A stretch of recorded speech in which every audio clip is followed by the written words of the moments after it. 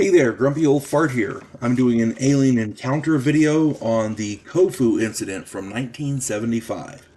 Before I get into that, though, if you enjoy my content, it would really help me out if you could hit the like button, subscribe to my channel, share my content on all of your platforms, and post a comment or two. Remember, I welcome your comments, even if you disagree with me. If you enjoy a good book, check out my author page on Amazon.com. My pen name is H.L. Anderson. You can find all of my books there, including science fiction western series called Drifters. Deals with time travel, mythology, a lot of metaphysical stuff. But at its heart, it's a good old fashioned shoot 'em up, fist fighting western. Hope you get them. Hope you like them. All right. The alien encounter, the Kofu incident from 1975. This happened in February of 1975 in Kofu City, Japan. Two 7-year-old boys, Masato Kawano and Katsuhiro Yamahata. I hope I'm saying those names right. Everybody deserves to have their names said right. These two 7-year-old kids were walking home from roller skating. The boys saw two glittering orange lights in the sky. They described them as frolicking above them. One of the craft sped off toward Mount Atago, but the other one slowly landed in a vineyard. The boys got closer and found a domed, silverish, disc-shaped craft. It was 2 meters tall and about 5 meters across. They observed it for several minutes before a hatch opened up and a ladder extended down to the ground. A humanoid creature exited the craft. It was just over 4.5 feet tall, with 3 digits on each hand. It had brown, wrinkled skin and very long arms. The creature had 3 silvery, metallic-looking fangs, but no other facial features. It wore a reflective uniform, which made it look like it was glowing. It had what looked like a rifle slung over its shoulder.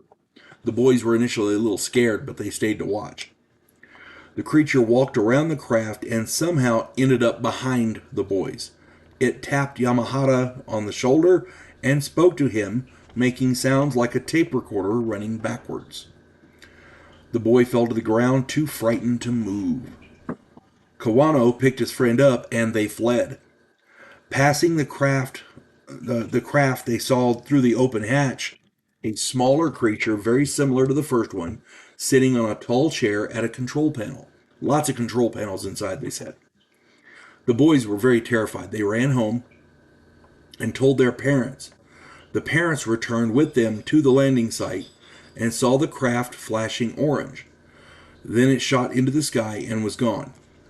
Later, another boy recounted seeing, this is a separate individual, recounted seeing a craft descending toward the vineyard where the boys saw it.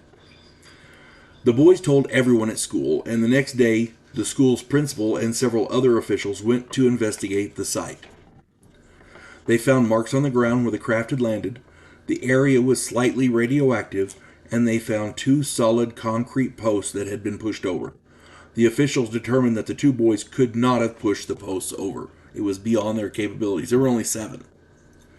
When they were 14, the boys revisited the site over the years. Over the years, their story never changed. It stayed factually identical in every way, even under hypnosis. In conclusion, this is my take on this. This story is one of those unique sightings that has multiple independent corroborative witnesses and physical evidence that realistically could not have been faked. Radioactivity, the post being pushed over, that kind of thing. It also has the added foundation of the original story not having changed in the retelling, even under hypnosis, over a 50-year time frame. That's a persistent story right there. And I'm sorry, but these kids' story passes the smell test. To me, it holds water. Anybody else has any more information or any different information or any contrary information, be sure and stick it down there. I'm sure we'd all love to read it, but to me, that story sounds valid. Hope this finds everybody well. You folks have a good one. God bless one and all.